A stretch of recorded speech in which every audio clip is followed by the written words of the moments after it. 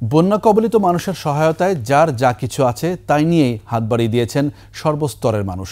দুর্যোগে কাঁধে কাঁধ মিলিয়ে পরস্পরের পাশে দাঁড়িয়ে ধর্ম বর্ণের ঊর্ধ্বে থেকে সহযোগিতাই হয়ে উঠেছে নতুন বাংলাদেশের ব্রত। বৈষম্য বিরোধী শিক্ষার্থীরা কাঁধে নিয়েছেন সমন্বয়ের দায়িত্ব।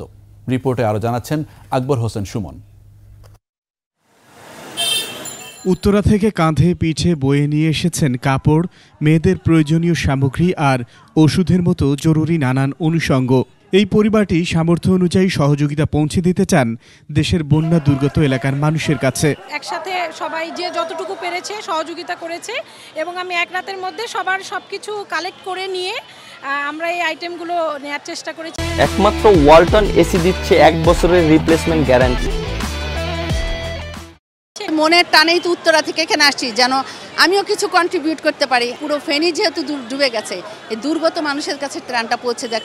ঢাকা বিশ্ববিদ্যালয়ের টিএসসি চত্বর কোনো উৎসব নয়, মানুষের পদভারে জাগ্রত হয়েছে মানুষের প্রয়োজনেই। কেউ ঘরের মাটির ভাঁড়ে জমানো টাকা, কেউ আলমারিতে অলস পড়ে থাকা কাপড়, আবার কোনো পরিবারের মাথাপিছু হিসেব করে সাধ্যমতো সহায়তা। সবই বয়ে এনেছে ফেনী, নোয়াখালী, সিলেটের পানিবন্দী মানুষের জন্য। আমাদের মূলত এখন 4টা জিনিসের সবথেকে বেশি প্রয়োজন।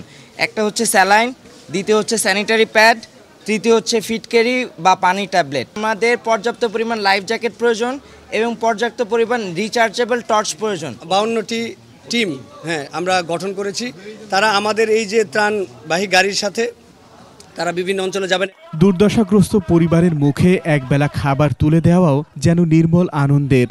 আজকে তাদের বাসায় পানি এসে পড়ছে, তাদের বাড়িঘর ডুবে যাচ্ছে, কোনো সিওরিটি নেই যে কালকে ঢাকায় এরকম হবে না। যদি হয় তারাও কিন্তু চেষ্টা করবে আমাদেরকে সেভ করার, বাঁচানোর। চোখের পানি রাখা যায় না, তারা তো আমাদের দেশের মানুষ, বাঙালি, এবং তাদেরকে যে ধরনের কষ্ট দেখে আজকে আমাদের কিছু রিলিফ দিয়েছে আর কিছু টাকা দিয়েছে। বৈষম্য বিরোধী ছাত্র আন্দোলনের এক ঝাঁক তরুণ শিক্ষার্থীর কাঁধে এখন দেশ গড়ার দায়িত্ব। একদিকে চলছে ত্রাণ সামগ্রী সংগ্রহ, অন্যদিকে ত্রাণ নিয়ে দুর্গত এলাকায় ছুটছে শিক্ষার্থীরা।